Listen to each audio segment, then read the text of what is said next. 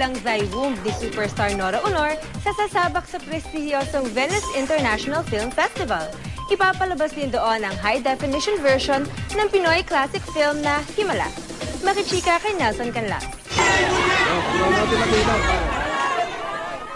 Sabay-sabay umalis patungong Italy sina Nora Honor, Mercedes Cabral, Lovie Poe at Director Brillante Mendoza para dumalo sa 69th Venice International Film Festival. Ang kanilang pelikula na Thy Womb, ang kaisa-isang entry ng Pilipinas na pumasok sa prestiyosong Film Fest.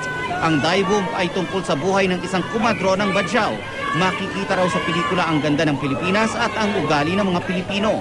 We shot this all together sa Tawi-Tawi. It's so nice to na marami makakita kung gaano kaganda yung Tawi-Tawi, magandang lugar, and kung how everyone is there, especially yung story about mga Badjao.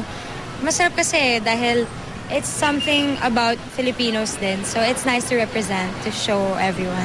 Matanggap ka lang dito sa festival na to, napakaling karangalan kasi pumapasok po kami, dumadaan po kami sa butas ng karayom para makapasok lang dito sa festival na to. Hindi po yung akala natin, nagsasubmit ka ng pelikula dyan at tinatanggap ka. First time ni Lovie, Mercedes at Nora na pumunta sa Italy, kaya susulitin daw nila ang pagpunta roon.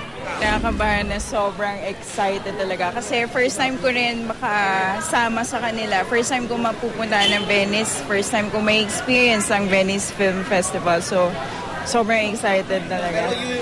Bukod sa Thy Womb, ipapalabas din sa nasabing Film Fest ang HD version ng Philippine classic film na Himala. Labis daw na ipinagmamalaki ni Nora ang kanyang pelikula at naiibang excitement daw ang bumabalot sa kanya ngayon. Masaya ako dahil dalawang pelikula yun nandoon na mapapanood ng mga fans, ng mga kababayan natin. Kapag nakapasok sa nasabing Film Fest, otomatikong nominated daw ang iba't ibang aspeto ng pelikula tulad ng Best Picture at Best Actress at iba pa.